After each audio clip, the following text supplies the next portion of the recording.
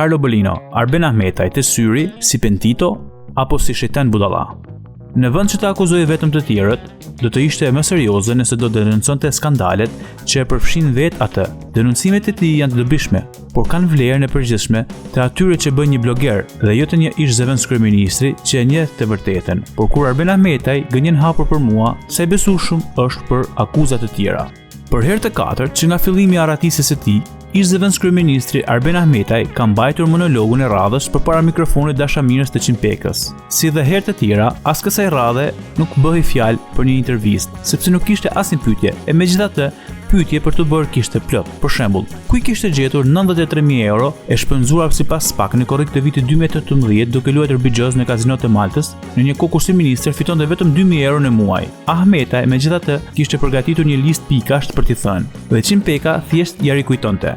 Me shumë një sufler se sa një gazetar. Por deri këtu nuk ka pse të çuditet kush, duke qenë se Çimpeka pretendon se të bësh informim në shërbim të Sali Berishës është gazetar i pavarur. Madje mezi pret që Sali Berisha të fitojë zgjedhjet, por të shndruar më në fundin e media qeveritare. Ajo që duhet të habis, përkundrazi, është fakti që një ish ministër i financave, ish zëvendës kryeministër dhe madje ish drejtor i përgjithshëm i tatimeve zgjedh si avokat mbrojtës një media në nënhetim për evazion fiskal dhe pastrim parash. Nëse këto janë parimet që e kanë frymëzuar dhe kur ishte në pushtet, atëherë akuzat për korrupsion të ngritur nga SPAK bëhen edhe më të besueshme.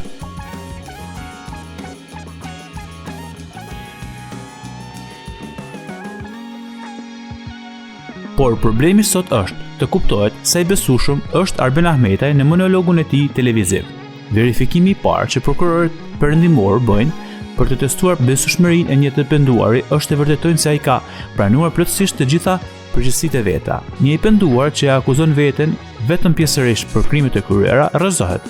Një i penduar që vetë shpallet i pafajshëm dhe përpiqet të shfrytëzojë statusin si i pandehur vetëm për të mbrojtur veten dhe për të akuzuar të tjerët nuk është i besueshëm. Pra, Arben Ahmetaj nuk është i penduar dhe për rrjedhoj nuk është i besueshëm. Nuk është i besueshëm edhe për një arsye tjetër. Ai ka qenë në qeveri pa ndërprerje nga shtatori 2013-s deri në korrikën e 2022-shit dhe në ato 9 vite nuk e kemi dëgjuar kur të denoncojë asnjë parregullsi, asnjë abuzim, asnjë korrupsion, asnjë lidhje me qeverinë dhe krimin. Dhe nëse i ka parë, nuk i ka denoncuar, do të thotë se ka përfituar edhe ai prej tyre dhe ka qenë bashkëpunëtor. Akuzat e tij televizive kanë filluar vetëm pas ngritjes së akuzave ndaj tij nga SPAK, kur tashmë ishte në arrati nga vendi. Gjatë arratisjes ka filluar të bëjë edhe investigime, por pesha e këtyre investigimeve është e njëjta me peshën e një hetimi që mund të bëjë një qytetar i lirë, që, duke mos pasur çfarë të bëjë, rrëgjith ditën në internet në kërkim të skandaleve. Janë sigurisht denoncime të dobishme, por nuk kanë vlerën e shtuar që ka vetëm një denoncim që vjen nga brenda sistemit. Me pak fjalë, Arben Ahmetaj, ku denoncon historinë e çuditshme të ishullit fiskal Durana, dinamikat financiare të Kajos apo infiltrimet të mundshme ruse në Porto Romano, shfaqet si një bloger i zakonshëm i vërbuar nga urrëtia që hedh akuza që meritojnë të verifikohen, por jo si një ministër i penduar që e njeh të vërtetën. Do të ishte më serioze në fakt nëse do denonconte skandalet që e përfshin atë vetë, nëse do të pranonte se ka qenë bashkëpunëtor apo madje ideator i tyre. Si për shembull, formula e diskutueshme e partnerit publik-privat për të cilën çuditërisht nuk thot kurrë asnjë fjalë.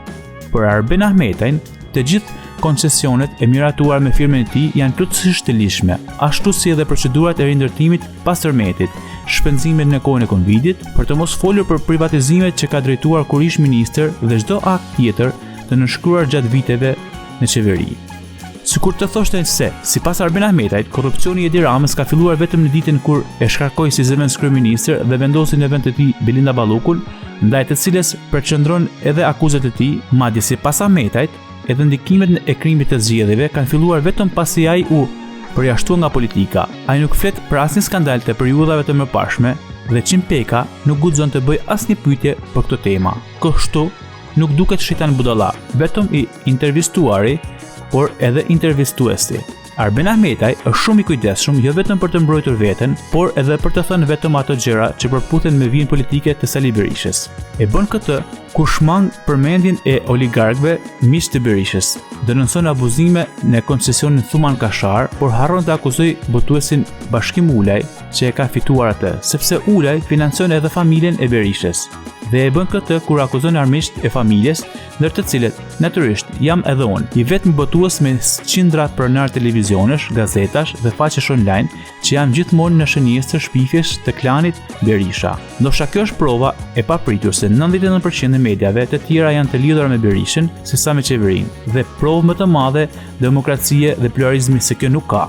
Të paktën në rastin tim, megjithatë, kam provën se Arben Ahmetaj gënjen. Për ralla që më përket mua e përsëritur në mikrofonin Qimpekës që tun të kokën i kënaqur dhe e treguar para Ahmetajt mira herë edhe nga Berisha, është se Edi Rama do më kishte dhuruar një truall mbi të cilin kam ndërtuar redaksinë e Report TV, duke u paguar ishpronarëve të shpronsuar në kohën e komunizmit 2.9 milion euro. Natyrisht, kjo është e pavërtetë. Këta 2.9 milion euro janë paguar si detyrim ligjor për një sipërfaqe për 9.500 metra shkatror, për të cilën ishpronarët kishin fituar të drejtën e kompensimit, por jo të drejtën e kthimit. Një truall që vetëm kufizohet me truallin që unë kam marrë me qira nga shteti pas një gare publike dhe për të cilin, pra, nuk jam pronar. Për rrjedhoj Rama nuk më ka dhuruar absolutisht asgjë, dhe nëse një ditë do të privatizoj truallin e Reportit për të bërë pronar, unë duhet t'i paguaj shtetit vlerën e tij të tregut, rreth 1.3 milion euro. Ku është dhurata? Nëse do të kishte pronar legjitim që e pretendojnë, shteti do t'ua kalonte atyre pagesën time. Kështu e parashikon ligji. Dhe duke qenë se nuk mund të besoj që një ish-ministër i ekonomisë të mos e njohë këtë ligj, e kuptoj se Arben Ahmetaj, vetëm për t'i bërë qefin Berishës për hapësirën televizive që i ofron për monologun e tij, të maskuar si intervista ekskluzive, është gati të thotë çdo mashtrim. Mjafton të jetë i dobishëm për propagandë. Megjithatë, një këshill të pakërkuar e kam. Në epokën e rrjeteve sociale, do të ishte më mirë që Arben Ahmetaj t'i bënte monologet e tij në Facebook dhe jo te syri, i evazionit fiskal dhe parave të pista. Do të ishte më i besueshëm, mund të gënjente më pak, do të kishte rritur numri i dëgjuesve, por mbi të gjitha do të tregonte më shumë dinitet.